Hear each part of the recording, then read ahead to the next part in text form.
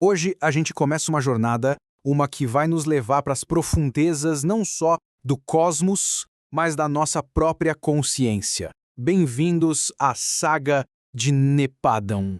E essa é a premissa de tudo que a gente vai explorar. Uma jornada que convida a gente a questionar os próprios alicerces da realidade. Um mergulho fundo nas origens do multiverso.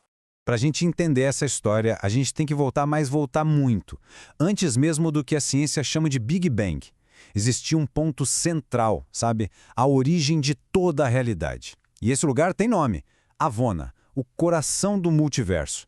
A fonte de onde tudo, absolutamente tudo que a gente conhece, um dia emanou. E no centro dessa origem toda, existe um conceito, o da supramônada. Tenta imaginar um oceano infinito de consciência. Cada alma, cada ser, não é uma gota separada desse oceano, não. É uma parte do próprio oceano. Um fractal dessa totalidade original que está aqui, explorando a existência. E a escala dessa exploração é monumental.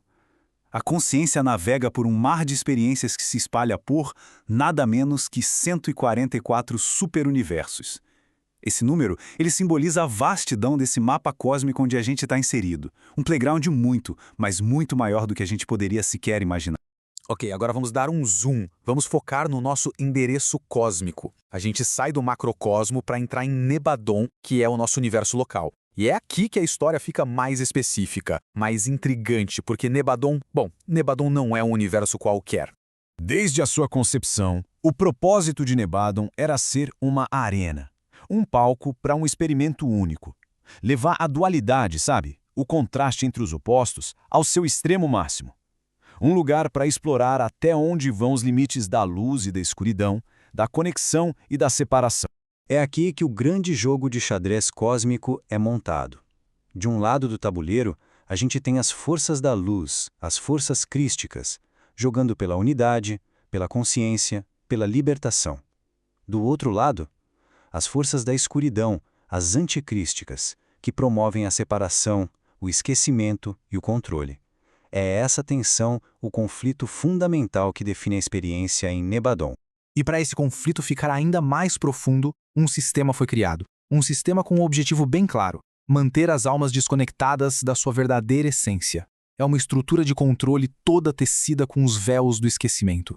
Mas como é que essa matriz de controle funciona? Primeiro, ela cria hologramas de poder, ilusões que mantêm todo mundo distraído. Depois, ela induz uma amnésia estelar profunda, que nos faz esquecer de onde viemos, da nossa origem divina. Ela se sustenta também por contratos de submissão, acordos que limitam a soberania da alma.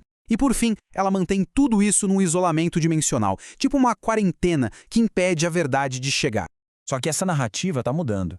O tempo de isolamento está chegando ao fim. Forças de equilíbrio já estão atuando para desfazer essa estrutura e, finalmente, restaurar a conexão original. E os primeiros a entrar em cena são os agentes da supraconfederação. Imagina eles como auditores cósmicos. A missão deles é investigar e trazer justiça aos processos de controle de colorização que aconteceram em vários sistemas, incluindo o nosso. E para proteger esse nosso setor, que é super estratégico, surge uma força poderosa, quase enigmática: os 7 samurais de Shinkara. A missão deles não é ganhar a guerra, não. É manter o equilíbrio. Garantir que nenhuma polaridade domine completamente o tabuleiro cósmico. E é muito importante entender uma coisa: a Operação Resgate não é sobre naves vindo tirar a gente daqui. É um processo interno, de dentro para fora. O primeiro passo é despertar a centelha divina que existe dentro de cada um. O segundo é retomar o poder como co-criador consciente. Deixar de ser só uma peça no jogo e virar um jogador. E por fim, o objetivo é unificar realidades paralelas, curando as fraturas do tempo. E agora, vamos trazer tudo isso para casa, pro nosso planeta. Como que tudo isso se conecta com a gente? A Terra não é só um palco secundário nesse drama todo. Na verdade, ela é o ponto central.